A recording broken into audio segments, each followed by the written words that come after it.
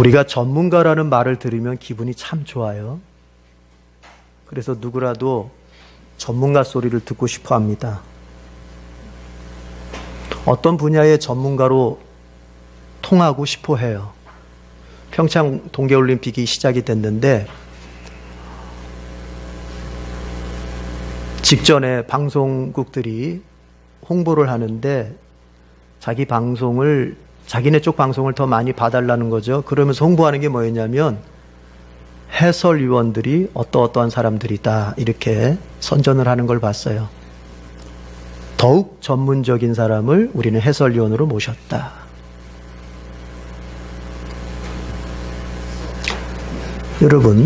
여러분도 자신의 전문 영역이 있을 겁니다.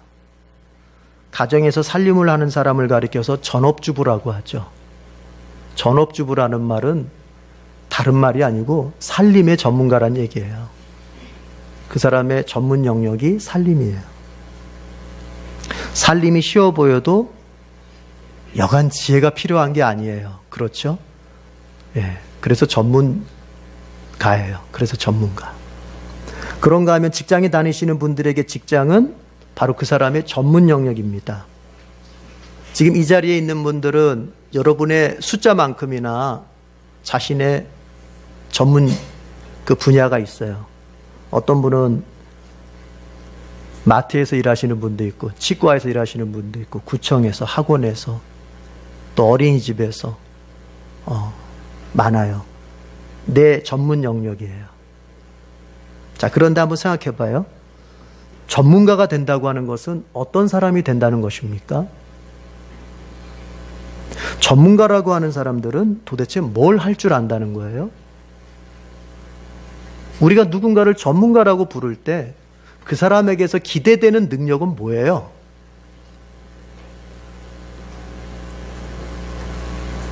전문가가 된다고 하는 것은 볼 줄 아는 사람이 된다는 거예요. 다른 사람이 볼 수 없는 그것을 전문가는 볼 줄 아는 거예요. 자기의 분야에서는. 언젠가 장마철에 전기 차단기가 자꾸 떨어져가지고 이게 왜 그런가 여러 가지로 궁리를 해봤습니다. 저는 아무리 살펴봐도 이 차단기가 왜 떨어지는 건지 이유를 모르겠어요. 그래서 전기 일을 하시는 분을 이제 모셔다가 좀 봐달라 했습니다. 저는 아무리 봐도 못 찾겠더라고요. 전기를 다 껐는데도 내렸는데도 떨어져요. 이게 왜 그런가? 그런데 그분이 그 전기를 하시는 분이 화장지 좀 달라 그래요. 화장지. 그래서 그거를 좀 뜯어서 드렸더니 그분이 차단기에다가 차단기 틈새에다가 대보더라고요. 대니까는 그냥 화장지에 그냥 물이 쫙 빨려서 흡수되어지더라고요. 보니까는 거기에 물이 샜던 거예요. 물이. 그래서 찾아내더라고요. 그래서 결국은 차단기를 교체했어요. 전문가의 눈에만 보이는 거예요. 저는 신학을 전공한 사람이라 전기는 못 봐요. 그러나 전기를 전공한 사람은 그게 보이는 거죠. 전문가는 다른 게 아니라 볼 줄 아는 사람이에요. 보고 이해할 줄 알면 누구든 그 분야의 전문가가 돼 있는 겁니다. 여러분, 이 시기를 가리켜서 굉장히 어려운 시기라 힘든 시기라 이렇게 논하는데 그 중에 하나가 뭐냐면 왜 힘든 시기냐면은 전문가들이 전문가 노릇을 못하고 있어서 힘든 시기예요. 경제 전문가라고 하는 사람들은 우리나라의 경제가 앞으로 어떻게 펼쳐질까에 대해서 감히 어떤 결론을 쉽게 못 내요. 소위 말하는 우리 그런 얘기하죠. 불확실성의 시대라 이런 얘기 하잖아요. 모든 게 불확실한 거예요. 불확실하다 보니까 사람 마음에 어떤 소망을 붙잡을 수가 없는 거예요. 이럴 때에 경제면 경제, 정치면 정치 더 세밀하게 보고 원인을 찾아내고 더 나아가서 그것에 대해서 대안까지 낼 수 있는 전문가가 정말 이 나라에 필요합니다. 하나님께서 요셉과 같은 전문가를 우리 민족에게 주시기를 정말 축복합니다. 네. 전문가가 된다는 건 그런 거예요. 자, 그런가 하면 신앙과 불신앙, 신자와 불신자의 차이가 어디에서 나타날까요? 지금 여기 계신 여러분들은 신자입니다. 신앙 있는 사람들이에요. 그러면 여러분 곁에는 신자만 있는 게 아니라 불신자들도 있어요. 여러분 친구들 중에는 불신자인 그 친구와 신자인 여러분은 어디에서 차이가 나요? 윤리, 도덕? 믿는 자는 착하게 살고 믿지 않는 자는 악하게 살아요? 꼭 그렇지만 않죠. 어떤 경우에는 믿지 않는 자가 더 착하게 사는 경우도 있잖아요. 그래서 도덕과 윤리를 가지고 신자와 불신자를 나누면 큰 실수하는 거예요. 그건 큰 오류를 범하게 돼 있어요. 근본적인 차이가 뭐예요? 볼 줄 아느냐예요. 신자는 볼 줄 아는 사람이고 불신자는 볼 줄 모르는 사람. 오늘 성경이 그 얘기예요. 오늘 본문은 그 얘기를 다루고 있는 거예요. 신자라고 하는 사람은 볼 줄 아는 사람이에요. 불신자는요, 볼 줄 몰라요. 신자는 뭘 봐요? 하나님을 봐요. 천국을 봐요. 영적인 세계를 봐요. 하나님의 보이지 않는 손길을 봐요. 이 세상의 역사가 흘러가고 있는데 이 역사의 주관이 하나님께 있음을 봐요. 나의 개인의 인생 속에 나타난 여러 우여곡절과 사건들이 그냥 되어지는 것이 아니라 하나님의 큰 붙잡아 주심 속에서 되어지는 걸 봐요. 이게 신자예요. 불신자는 절대 그걸 못 봐요. 볼 수가 없어요. 왜 못 봐요? 오늘 성경에 그 답이 있어요. 볼 수 없어요. 그 사람이 세상적으로는 박사학위를 가지고 있고 세상적으로는 천재의 소리를 들어도 여러분, 불신자는 절대로 볼 수 없는 게 영적 세계예요. 볼 수 없는 게 하나님이에요.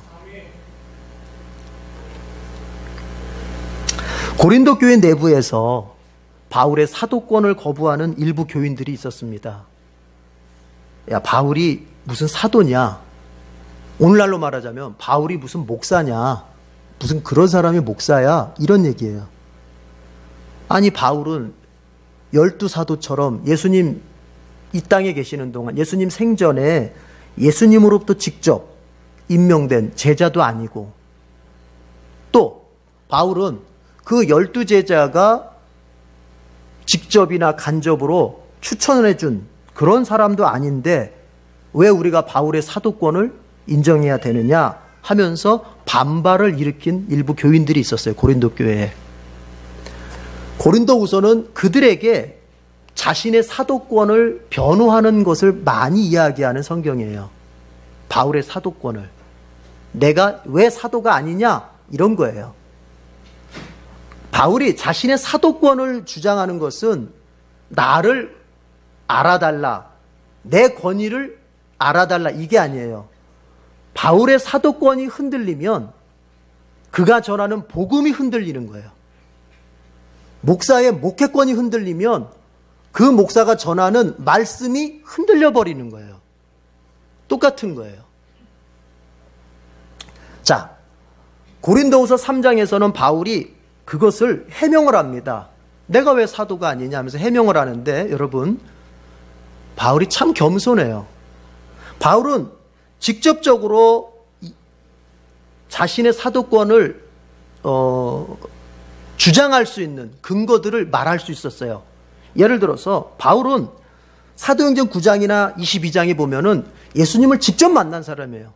다메섹 도상에서 예수님을 직접 만났고 그 예수님이 내가 너를 이방인의 사도로 내가 너를 보낼 것이다, 예수님으로부터 임명을 받았던, 그 소명을 받았던 그 사건이 있어요. 그걸 주장할 수 있어요. 또 사도행전 9장이나 갈라디아서 2장을 보면은 12사도가 바울을 추천하게 됩니다. 베드로가 할례 받은 자들에게 사도가 되는 것처럼 바울은 이방인들의 사도가 됨을 인정하게 됩니다. 그 내용들이 나와요. 이걸 얘기할 수 있어요, 바울이. 또 사도행전 19장 같은 경우 보면은 바울이 사도의 그 사역을 감당할 때 많은 이적들이 일어나요. 성령에 의해서 이적들이 일어나요. 기적들이 일어나요. 그 당시에 기적이 일어난다고 하는 것은 그가 사도임을 증명해주는 증명서와 같은 거예요. 바울은 그걸 주장할 수 있었어요. 또 사도행전 14장을 비롯해서 바울의 사역들을 쭉 훑어가 보면은 바울이 복음을 전한 결과, 바울이 사역한 결과로 성령 세례를 받고 많은 사람들이 예수님을 영접하고 구원받은 사실들이 기록되어 있습니다. 바울은 이런 것들을 주장하면서 나를 통해 성령이 세례가 임하고 나를 통해 구원받는 이런 일들이 일어났음을 주장하면서 내가 왜 사도가 아니냐 말할 수 있었어요. 직접적인 근거잖아요. 그러나 바울은 그런 얘기는 한마디도 안 합니다. 한마디도 안 하고 딱 이거 한마디 합니다. 내가 사도됨의 증거는 바로 너희들 자신이라는 거야. 고린도 교회 너희가 내가 사도됨의 증거다. 그게 무슨 얘기입니까? 여러분, 고린도 교회는 바울이 개척을 했고 그 바울이 전한 복음을 듣고서 그들이 예수님을 만나고 예수님을 영접하고 그들이 구원받은 백성이 되었어요. 이것 말고 증거가 뭐 필요하냐? 다른 교회는 몰라도 고린도 교회만큼은 바울은 사도다라고 신뢰하고 그리고 그것을 믿어줄 수 있어야 되는 거거든요. 너희가 바로 나의 증거다. 내 사도됨의 증거다. 여러분, 마찬가지예요. 제가 목회자라고 하는 증거는 다른 데서 찾는 게 아니에요. 저로부터 말씀을 듣고 예수를 믿고 있는 여러분이 증거예요. 그런 얘기예요. 지금 바울이 그런 얘기를 하는 거예요. 그런데 그 고린도 교회가 바울이 무슨 사도야 하면서 거부를 해버리는 거예요.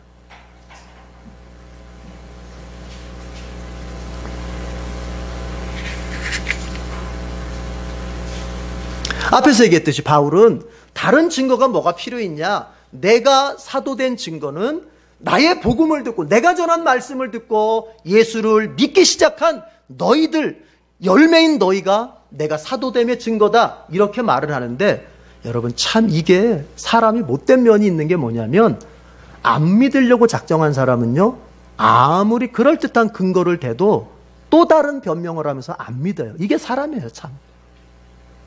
이제 바울이 이렇게 얘기하니까 너희들이 나의 증거다라고, 너희들 나 때문에 예수 믿게 됐지 않느냐, 그렇게 얘기하자 그 반대자들은, 대적자들은 이렇게 또 얘기를 합니다. 바울이 전한 복음은 모호하다. 바울이 전한 복음은 애매하다. 분명하지가 않다. 그래서 우리는 그 바울의 복음에 대해서 영향을 전혀 받지 않았다, 이렇게 얘기를 하는 거예요. 이렇게 나오는 거예요. 그러니까 바울리가 우리에게 복음을 전해서 우리가 예수 믿게 됐다고 얘기하는데, 나는 너의 영향을 전혀 받지 않았다. 바울 너에게서 들었던 복음은 나에게 아무런 영향을 미치지 않았다, 이렇게 나오는 거예요. 그래서 오늘 3절이 딱 들어가는 겁니다. 3절이. 그러면 바울이 이렇게 들어가는 거예요. 3절 다 같이 읽어보겠습니다. 3절 다 같이 시작.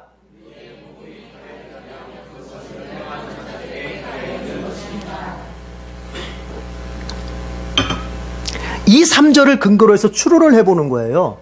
바울의 대적자들이 어떤 얘기를 또 했는지 제가 앞에서 얘기했어요. 바울이 전한 복음, 우리에겐 전혀 영향을 주지 못했다는 거예요. 여러분, 에덴교에 머물면서 자신의 담임 목사로부터 말씀의 영향, 신앙의 영향을 받지 않는다는 것은 참 너무 슬픈 일이에요. 그것은. 그런데 고린도 교인들 가운데서 그런 사람이 나오는 거예요. 나는 너한테 배운 거 없어, 이런 얘기예요. 그럴 때 바울이 하는 말입니다. 3절이. 만약 내가 전한 복음이 누군가에게 영향을 주지 않았다면, 가려져 있다면, 그것은 바울이 일단 이것부터 인정하는 거예요. 내가 전한 복음을 만약에 내가 전한 복음이 모두에게 다 열매를 맺은 것은 아닐 것이다. 일단 인정하는 거예요. 일단 인정해요. 그런데 바울이 전한 복음을 듣고도 열매를 맺지 못한 것은 바울이 전한 복음이 잘못됐거나 바울이 전하는 복음의 방식이 잘못돼서가 아니라 그것은 뭐냐? 3절이 무서운 말이에요. 복음이 그들에게 영향을 미치지 못했다면, 복음이 가려져 있다면 그것은 그들이 멸망받을 자들이기 때문이라는 거예요. 지금 3절이 그 얘기예요. 복음이 가려져 있다. 우리가 이런 얘기하죠. 베일에 쌓여 있다 이런 얘기하잖아요. 이게 영어 성경으로 보면은 가려 있다는 말이 바로 veiled, 베일에 가려 있는, 커튼에 가려져 있는 걸 말하는 거예요. 그러니까 누군가에게는 오늘 이 시간 설교를 같이 듣습니다, 여러분. 목사 한 사람의 입에서 하나님의 말씀이 똑같이 나갑니다. 그런데 이 말씀이 누군가에게는 오늘 누군가의 가슴 속에는 복음이요, 하나님의 말씀이요, 하나님이 나에게 들려주시는 말씀으로 역사가 되는가 하면 어떤 누군가에게는 전혀 영향이 가지 않고 어떤 누군가에게는 전혀 와닿지 않고 오늘도 그의 마음은 커튼 뒤에, 말씀이 들려지는 그 커튼 뒤에 있는 마음처럼 전혀 영향을 받지 않을 수도 있다는 얘기인데, 그런데 중요한 건 이거예요. 왜 그런가?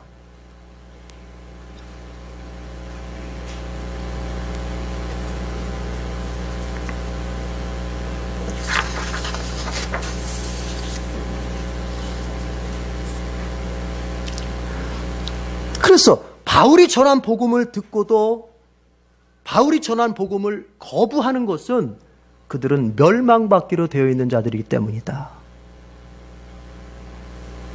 그러면 왜 그들은 바울이 똑같이 사람을 앉혀두고 교회에 앉혀두고 똑같이 복음을 전했는데 왜 누구는 그것을 듣고 영향을 받고 받아들이고 누구는 그것을 거부하는 것일까? 왜 그런 현상이 벌어지는 것일까? 라는 것이 4절의 설명이에요. 4절. 여러분, 이것은 영적인 원리예요. 같이 읽어봐요. 4절 다 같이 시작. 그들의 경우를 두고 말하면 이 세상의 신이 믿지 않는 자들의 마음을 어둡게 하여서 하나님의 형상이신 그리스도의 영광을 선포하는 복음의 빛을 보지 못하게 한 것이기 때문입니다. 입니다. 자, 보십시오. 무슨 얘기냐면 쉽게 얘기할게요. 이 세상의 신이 믿지 않으려고 하는 사람의 마음을 어둡게 해서 예수 그리스도의 복음의 빛, 그것을 보지 못하게 만든다는 거예요. 이 세상의 신이라고 하는 건 누굽니까? 사탄을 말하는 거예요. 그러니까 좀 더 쉽게 얘기해 봅시다. 쉽게 말하면 이거예요. 사탄이 불신자의 마음을 어둡게 해버려요. 그래가지고는 복음을 못 보게 만들어. 예수님을 못 보게 만든다는 거예요. 우리 눈에는 보이지 않지만 이런 영적인 작용들이 불신자들 안에는 있기 때문에 그들이 예수님을 알아볼 수 없고 예수님을 믿을 수가 없다는 거예요. 그냥 되어지는 게 아니에요. 그 사람이 IQ가 낮아서, 그 사람이 학식이 없어서, 그 사람이 인격적으로 못돼서가 아니라 사단이 그의 영혼을 가려버리고 있다는 거예요. 베일, 커튼으로 가려버리고 있다는 거예요. 어둡게 만든다는 거예요. 그런데 저는 이 말을 우리가 이렇게 이해하면 좋을 것 같아요. 자, 무슨 얘기냐면, 그러면 이런 뜻입니까, 목사님? 하나님께서는 그를 구원하시기 위해서 복음을 비추시는데 마귀가 그것을 중간에서 커트시켜서 그 사람은 받고 싶어 하는데 못 받는단 말입니까?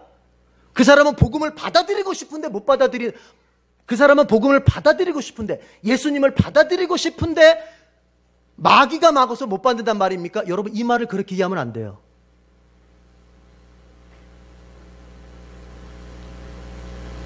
이 말은 그렇게 이해하면 안 되는 거예요. 그렇게 되면은 그 사람은 잘못이 없는데 마귀한테 잘못을 다 뒤집어 씌우는 거예요. 이 말은 그런 의미가 아니에요. 먼저 뭐가 있어요? 믿지 않으려고 작정을 하는 거예요, 사람이. 믿고 싶지 않은 거예요. 예수 믿고 싶지 않은 거예요. 받아들이고 싶지 않은 거예요. 저 목사의 얘기 받아들이고 싶지 않은 거예요. 바울의 말 받아들이고 싶지 않은 거예요. 그런 사람의 마음속에 사단은 더 역사해서 받아들이지 않아도 될 만한 이유들을 자꾸 만들어 주어서 결국엔 바울이 전한 복음을 안 받아들이도록 더 강하게 마귀가 그 마음을 강팍하게 만들어 버린다는 거예요. 그러니까 순서가 어떻게 돼요? 믿지 않으려는 그 사람의 마음이 있어요. 받아들이고 싶지 않으려고 하는 그 마음이 있어요. 이제 그것을 사단이 이용해요. 어떻게 해요? 더 강팍하게. 맞아. 네 생각이 맞아. 바울이 틀려. 저 바울 아무나 못됐어. 이렇게 자꾸 만드는 거예요.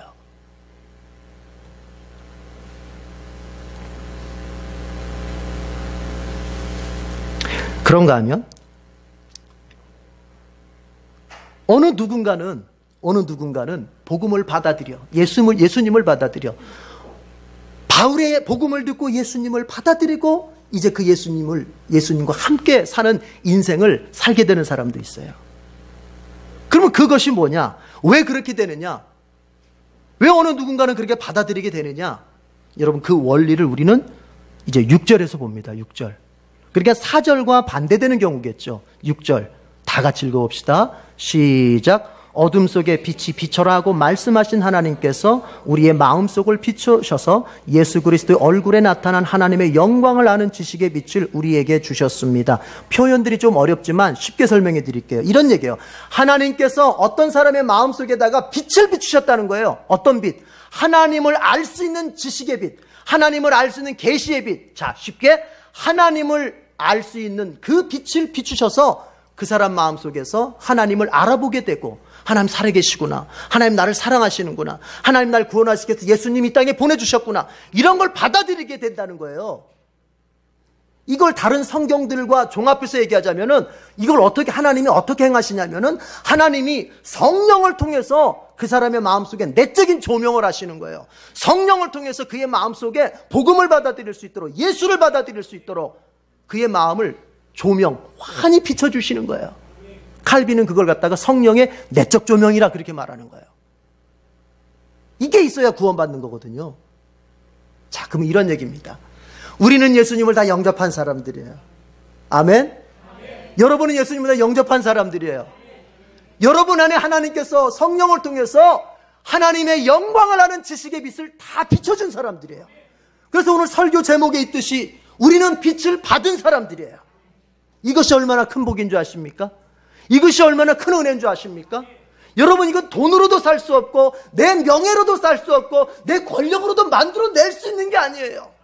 세상에 석박사들이 있습니다. 그들이 신학적 이론을 듣습니다. 책 몇 권만 읽으면 머리 좋은 그들은 성경적 신학을 꿰뚫습니다. 목사보다도 더 깊이 이해할 수 있습니다. 그러나 그들은 예수를 믿지 않습니다. 이건 다른 얘기란 말이에요. 그러나 우리는 많이 배우지도 못했습니다.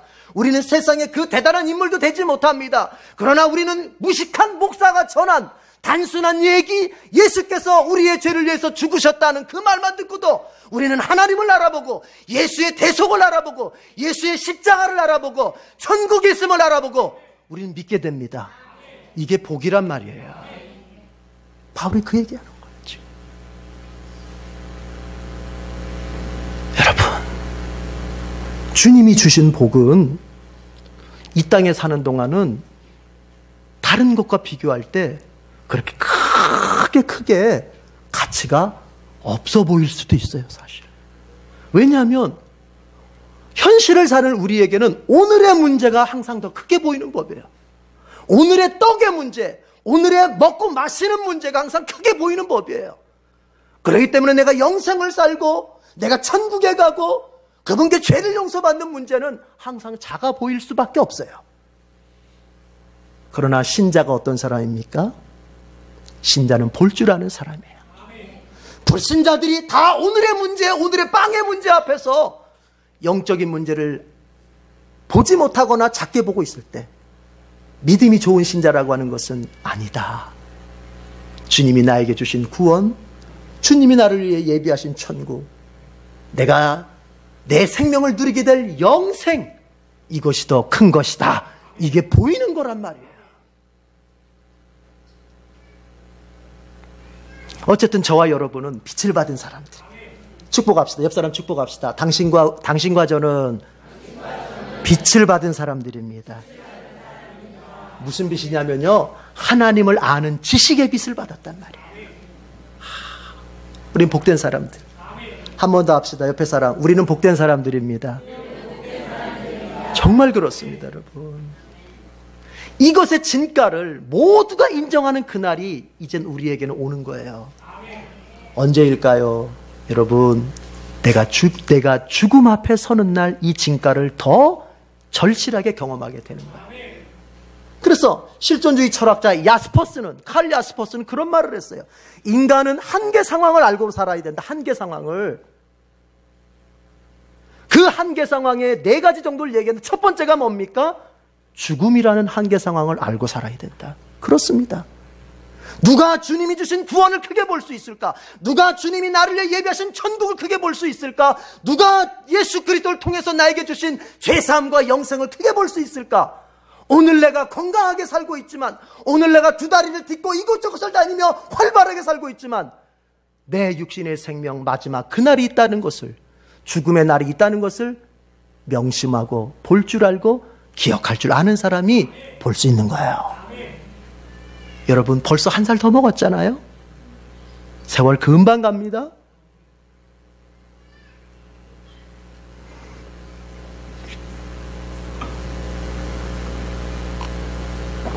그런데 바울의 고백을 통해서 우리는 이런 점들을 몇 가지 좀 생각해 볼 필요가 있어요. 자, 그럼 저와 여러분은 하나님을 아는 지식의 빛을 받은 사람들인데, 그 분명합니다. 그런데 하나님의 지식을 받은 사람들의 삶의 특징이 있어요. 오늘 그것이 5절에 있어요.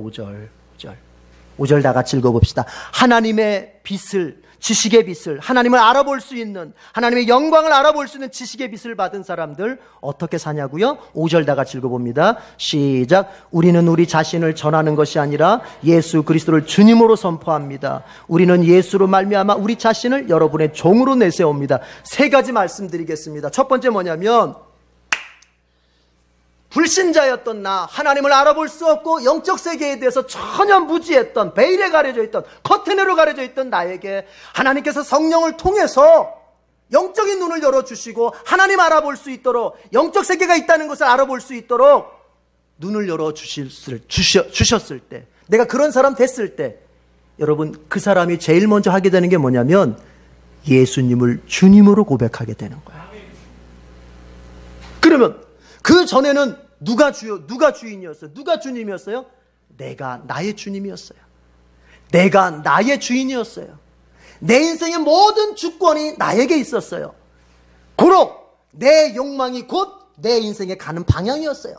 내가 원하면 되는 거였어요. 내가 꿈꾸면 되는 거였어요. 내가 내 마음속에 가고자 하는 그 방향이 곧 내 인생이 가야 할 방향이라고 생각했어요. 그러나 하나님께서 성령을 통해서 나의 눈을 열어주신 다음에 하나님을 알아보고 예수님을 알아보고 그분의 십자가 사랑을 알아봤을 다음에는 여러분 바뀝니다. 어떻게 바뀌어요? 아니다. 내 인생의 주인은 내가 아니야. 바로 예수님이셔. 고로 내 인생을 살아갈 때 기준은 내 욕망이나 내 꿈이나 나에게 얼마나 좋으냐가 아니라 내 주님이 뭘 원하실까? 내 주님 되신 예수께서 뭘 더 원하실까? 내 주님께서 오른쪽으로 가기를 원하실까? 왼쪽으로 가기를 원하실까? 내 주님께서 여기서 지금 앉기를 원하실까? 서기를 원하실까? 내 주님께서 지금 여기서 말하기를 원하실까? 침묵하기를 원하실까? 내 주님께서 지금 여기서 대결하기를 원하실까? 아니면 내가 뒤로 물러나기를 원하실까? 여러분, 기준이 어디 있어요? 예수님께 있는 거예요. 저와 여러분이 하나님을 아는 지식의 빛을 받은 사람이라면 우린 이런 특징을 정도의 차이는 있겠지만 드러내면서 삽니다. 예수님 나의 주님이십니다. 누구든지 만났을 때, 누구든지 사람을 만나서 이야기할 때 어쩌고 저쩌고 얘기합니다만 결국 내가 그에게 말하게 되는 것은 아니야, 내 인생의 주인은 예수님이셔, 이거 말하게 되는 거예요. 여러분 여태까지 살면서 여러분의 지인들 앞에서, 여러분 친구들 앞에서, 여러분 가족들 앞에서 예수님 내 인생의 주인이시다 고백한 적 있습니까? 해야 됩니다. 바울이 말합니다. 예수 그리스도를 주님으로 선포합니다. 선포한다는 건 뭐예요? 고백한다는 얘기예요. 말한다는 얘기예요. 우리 이제부터 이렇게 살아가는 거예요. 누구 앞에서든지. 아니야, 내 인생의 주인은 주님이셔. 2번째는 뭐냐면요, 예수님을 주님으로 고백하는 사람들의 삶이 사람 앞에서는 어떠냐? 사람 앞에서는 우리는 예수로 말미암아 우리 자신을 여러분의 뭐로 내세웁니다? 종으로 내세웁니다. 하나님을 아는 지식의 빛을 받은 바울입니다. 그가 뭐라고 말합니까? 예수님을 나의 주님으로 고백할 뿐만이 아니라 나는 여러분의 종, 사람의 종입니다. 교회의 종. 여기 여러분은 교회를 말하는 거예요. 고린도 교회를. 그러니까 이런 거예요, 여러분. 예수님을 만나서 정말 예수님을 영접하고 성령에 의해서 이 영안이 열린 사람은요, 교회 앞에서 왕노릇 하려고 들지 않아요. 무슨 노릇해요? 종노릇 하려고 들어요. 둘로스, 헬라어 둘로스라는 말은 노예라는 말이에요. 노예 중에서도 가장 하층에 있는 노예. 손님이 오면 나가서 신발 풀어주면서 발 닦아주는 노예. 바울이 서신서를 기록할 때마다 인사말에서 항상 하는 말이 무엇입니까? 예수 그리스도의 종 바울, 그렇게 얘기하죠. 여러분, 그게 무슨 멋있는 말이 아니에요. 그때 예수 그리스도의 종이라는 말은 둘로스, 예수 그리스도의 노예, 이런 말이에요. 노예. 그런데 예수님을 주님으로 모신 사람의 사람 앞에서의 처세는 뭔지 아십니까? 종입니다. 여러분, 종의 특징이 뭡니까? 종의 본질이 뭡니까? 나에게는 결정권이 없습니다. 나의 결정권은 주인에게만 있습니다. 여러분, 이 사람을 용서할지 말아야 될지 나에겐 결정권이 없습니다. 예수님께 결정권이 있어요. 예수님이 용서하라 하면은 하기 싫어도 하는 거예요. 부부싸움 했어요? 부부싸움 했어요. 마음속에 어때요? 예수님께서 나에게, 내가 예수님 종인데 예수님께서 나에게 두 말 말고 남편한테, 아내한테 사과해. 그러면 이 마음속에선 자존심이 상하고 너무너무 하기 싫은데 어떻게 해요? 하는 거예요. 하는 거예요. 그게 종이에요. 따라합시다. 나는 종입니다. 옆 사람한테 알려드리세요. 나는 당신의 종입니다. 그렇잖아요, 여러분. 나는 여러분의 종으로 내세웁니다. 나는 여러분의 종이라는 거예요. 고린도 교회 당신들의 종이라는 겁니까? 여러분, 이렇게만 살아보세요. 가정 안에 왜 다툼이 있겠어요? 이렇게만 살아보세요. 교회 안에 왜 다툼이 있겠어요? 다툼이 있는 경우는 딱 하나입니다. 서로가 왕노릇 하려고. 제가 어제 가까운 친척이 결혼을 해서 결혼식을 좀 갔습니다. 여러분, 결혼식 하면 꼭 주변에서 뭐라 그래요? 처음부터 기선을 잡아야 돼. 처음에 밀리면 계속 밀린다. 처음부터 딱 제압을 해야 돼. 그건 세상이 하는 얘기예요. 예수님 하시는 말씀이 바로 그걸 거창하게 표현한 거예요. 세상의 왕들은 군림하는 왕들이다. 그러나 너희는 그렇지 않다. 너희는 종으로 사는 것이다. 여러분, 가정이든 교회든 왜 갈등이 있고 다툼이 있어요? 내가 왕노릇 하려니까 그런 거예요. 왕의 자리는 하나밖에 없는데 너도 나도 왕이 되겠다고 하면 그 사이에서 일어나는 게 뭐예요? 시기와 질투와 싸움밖에 없는 거예요. 그러나 종의 자리는 많아요. 너도 나도 종 되면 앉을 자리 많아요. 서로 싸울 게 없어요. 예수님 말씀하시고 바울도 얘기해요. 나는 여러분의 종입니다. 여러분, 종으로 사십시다. 종으로 사는 게 행복한 거예요. 자식들이 뭘 몰라요. 그렇죠? 뭘 몰라요? 아니, 이것들이 부모가 되면 또 행복할 줄 알아. 어른이 되면 또 행복할 줄 알아. 우리도 어렸을 때 그랬잖아요. 빨리 어른 되면 내가 하고 싶은 거 다 하고 먹고 싶은 거 내 마음대로 다 먹고 가고 싶은 내 마음대로. 근데 부모 밑에 있을 때가 행복하잖아요. 왜 그래요? 여러분, 누군가가 나를 책임져 주고 나는 그저 그 책임 아래에서 그저 묵묵히 따라가는 게 행복한 거예요. 이제 내가 누군가를 책임져 줘야 될 위치가 되면 그 스트레스가 장난이 아니잖아요. 여러분, 내가 종으로 사는 게 마음 편한 거예요. 마지막 하나입니다. 5절 중간에 보면 이렇게 돼 있죠.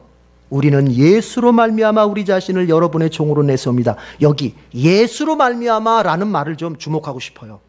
예수로 말미암아. 이게 우리 한글에서는 말미암아 이렇게 번역을 좀 했는데 영어 성경으로 보자면은 for 예수를 위하여 그럽니다. 근데 원래 그 말이 맞아요. 디아 예순, 헬라어 디아 예순이라는 말은 위하여, 예수를 위하여 이런 말이에요. 그러니까 여러분, 자 보십시오. 성령에 의해서 영안이 열려가지고요, 하나님을 알아보고 천국을 알아보고 예수 그리스도 십자가 대속의 은혜를 알아보고 정말 영적 세계를 알아보는 사람은요, 이제 삶을 어떻게 사냐고요? 예수를 위해서 살게 됩니다. 삶이 완전히 바뀌어요. 옛날에는 내 욕망을 위해서 살았어요. 옛날에는 나 자신을 위해 살았어요, 여러분. 그러나 성령에 의해 영안이 열리면, 그래서 예수님을 알아볼 수 있는 사람은요, 제대로 된 인생을 살게 되는데, 그 제대로 된 인생이라는 건 뭐냐? 더 이상 나 자신을 위해 살지 않고 예수님을 위해서 사는 거예요. 그래서 누군가가 정말 신앙이 있다, 누군가가 정말 예수 믿는 사람이고 그의 믿음이 참 좋은 믿음이다 할 것 같으면 여러분 반드시 이게 나오게 돼 있습니다. 예수를 위하여, 이게 나오게 돼 있어요.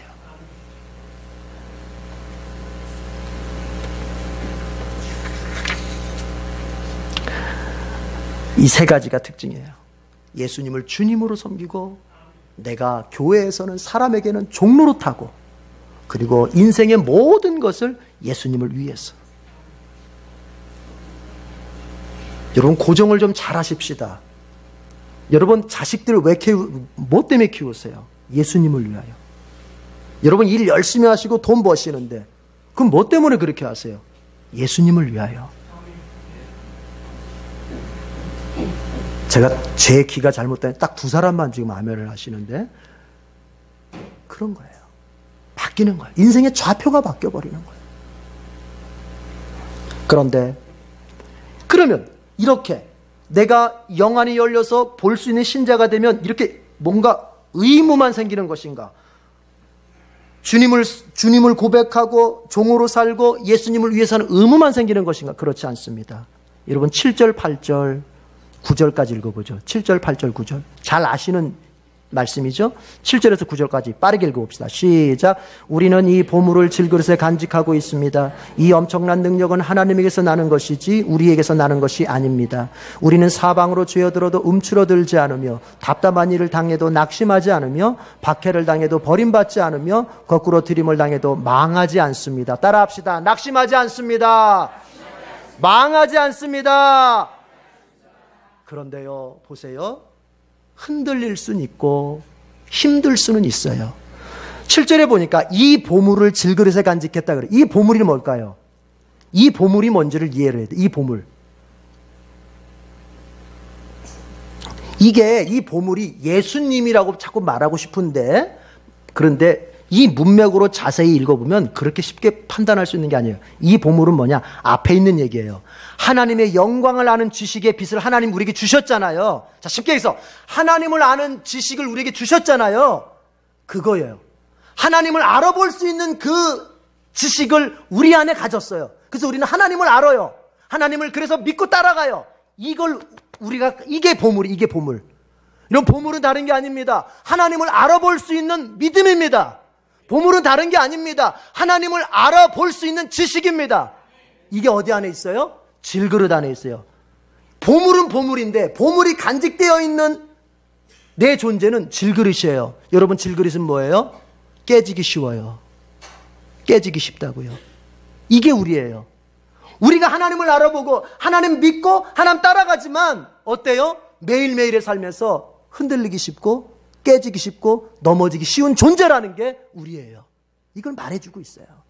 여러분 한번 예수님 믿었다고 해서 우리의 삶에 흔들림도 없고 우리의 삶에 어떤 넘어짐도 없는 그런 삶이 아닙니다. 그래서 우리는 이걸 알아야 돼요. 남이 넘어졌을 때 손가락질하면 안 돼요. 남이 실패했을 때 손가락질하면 안 돼요. 다른 사람이 신앙에 실수해서 신앙이 미끄러졌을 때 비웃으면 안 돼요. 나도 질그릇이에요. 나도 실수할 수 있고 나도 넘어질 수 있고 나도 실패할 수 있어요. 믿습니까? 고백하십니까? 그러면 우린 절대 다른 사람 비난하면 안 돼요. 누구든지 실수할 수 있고 누구든지 우리는 넘어질 수 있어요. 질그릇이기 때문에. 영국의 어떤 스케이트 선수가, 이 사람이 1980년대에 아주 금메달까지 딴 선수였어요. 근데 이 사람이 어렸을 때 이제 내가 스케이트 선수로 성공을 해야겠다 마음 먹고 미국으로 이제 혼자 유학을 갔어요. 그래서 미국에서 제일 유명한 코치에게 가서 제가 스케이트 선수로 성공하고 싶습니다. 그러니까 이 스케이트 선수, 이 코치가 그럼 한번 타봐라. 쭉 탑니다. 딱 보더니 이 코치가 하는 말이 그래요. 너는 스케이트 선수로 성공할 수도 없고 발전 가망성도 없다. 스케이트 그만둬라. 이 사람이 열받잖아요. 내가 그래도 잘 탄다고 하는 소리를 듣고 온 사람인데 이 사람이 나를 가능성이 없다. 성공 못한다. 그래서 따졌어요. 왜 그렇게 말합니까? 왜 내가 그런 사람으로 보입니까? 그랬더니 하는 말이 너는 넘어지기를 두려워하고 있지 않냐? 너는 넘어지지 않으려고 하지 않느냐? 아니 어떻게 넘어지기를 두려워하면서 스케이트 선수가 되려고 하느냐? 넘어지지 않으려고 하면서 어떻게 스케이트 선수가 되려고 하느냐? 맞습니다. 스케이트 선수가 되려고 하면 여러분 넘어지는 고통쯤은 감당해야죠. 스케이트 선수가 되려고 하면 성공하고 싶다면 넘어지는 그 실패쯤은 다시 딛고 일어서려고 하는 마음이 있어야죠. 우리가 신자로서 산다고 하는 것은 한 번도 넘어지지 않는다는 얘기가 아닙니다. 우리가 성화의 삶을 산다고 하는 것은 한 번도 실패하지 않는다는 얘기가 아닙니다. 우리는 말의 실수가 있고 행동의 실수가 있고 선택에서 실패를 경험할 때가 있습니다. 그러나 우리 주님은 그런 실수와 실패 때문에 나를 버리신다고 말한 적이 없습니다. 여러분, 우리는 오히려 실패할 수 있습니다. 그걸 인정하고 중요한 건 넘어졌을 때 실패했을 때 어떻게 해요? 다시 일어나서 주님 바라보고 나가는 거예요. 이게 신자의 모습이에요. 우리는 우겨쌈을 당합니다. 답답한 일을 만납니다. 우리가 박해도 당합니다. 신앙 때문에 손해도 봅니다. 신앙 때문에 참 어려운 일 많이 겪을 수 있습니다. 우리는 질그릇이기 때문에 그럴 수 있어요. 그러나 그때마다 어떻게 한다고요? 낙심하지 않고 망하지 않아요. 왜요? 보물이 우리 안에 있어요. 내 안에 뭐가 있어요? 하나님 아는 지식이 있고 하나님 믿는 믿음이 있어요. 따라합시다. 믿음이 이긴다. 이게 진리예요. 여러분이 이기는 게 아니에요. 여러분이 똑똑해서 이기는 게 아니에요. 여러분이 교회 생활 열심히 했기 때문에 이기는 게 아니에요. 내 안에 하나님을 바라보고 하나님을 의지하는 믿음이 있기 때문에 이기는 거예요. 여러분의 현실이 뭐가 두렵습니까? 여러분의 앞길에 무엇이 두려워? 그렇게 피곤하고 지치고 곤고한 모습으로 오늘 이 자리에 앉아 있습니까? 여러분이 이제 믿음을 가지십시오. 하나님을 알아볼 수 있고 하나님을 바라볼 수 있는 그 믿음만 있다면 성경 분명히 말합니다. 아무리 답답한 일을 당해도 낙심하지 않게 되고 아무리 거꾸리 틈을 당해도 그 사람은 망하지 않는다. 우리 축복합시다. 옆 사람 축복합시다. 당신은 망할 수 없는 사람입니다. 당신은 낙심도 할 수 없는 사람입니다. 기도하겠습니다. 하나님 아버지, 그렇습니다. 우리가 똑똑하고 우리가 대단해서 하나님을 알아본 것이 아니라 하나님께서 우리에게 은혜를 베푸셨습니다. 우리를 선택하시고 우리 안에 성령으로 복음의 빛을 비추어 주셨습니다. 그래서 우리의 눈이, 우리의 영안이 열려서 하나님을 알아보고 하나님의 살아계심을 알아보고 하나님의 사랑하심을 알아보고 하나님의 전능하심을 알아보고 하나님이 나와 함께 하심을 알아볼 수 있게 되었습니다. 주님, 이것이 복이요, 이것이 내 인생 중에 가장 본질적인 복임을 믿습니다. 이제 주님, 그가 이런 우리가 예수 그리스도를 주님으로 고백하고 사람 앞에서는 늘 종로로 타며 살고 그리고 인생의 어떤 순간마다 무엇을 행하든지 예수님을 위해서 하는 것으로서 인생을 살아간다고 했습니다. 주님, 우리가 그렇게 살 수 있도록 우리를 도와주시옵소서. 때로 우리가 그렇게 살기를 원하면서도 우리가 질그릇과 같은 존재이기 때문에 하나님 약하고 흔들리고 넘어지고 하나님 실수할 수 있습니다. 그러나 주여, 실수는 할 수 있어도 우리 영원히 망할 수는 없습니다. 우리 주님께서 우리를 그냥 두시지 않습니다. 영원히 망하도록, 영원히 낙심하도록 그냥 두시지 않습니다. 우리 안에 믿음으로 역사하셔서 다시 주님 바라보고 일어나게 하시고 다시 주님 바라보고 전진하게 하시고 다시 주님 바라보고 새로운 마음을 품어 새로운 용기로 시작하게 하십니다. 이 주님 바라보며 낙심되었던 우리의 마음을 일으켜 다시 한번 내가 살아가야 할 인생 살게 해 주옵소서. 우리 주님께서 우리에게 주신 말씀 마음에 새깁니다. 이 말씀으로 한 주간 승리하게 하옵소서. 예수님의 이름으로 기도드립니다. 아멘.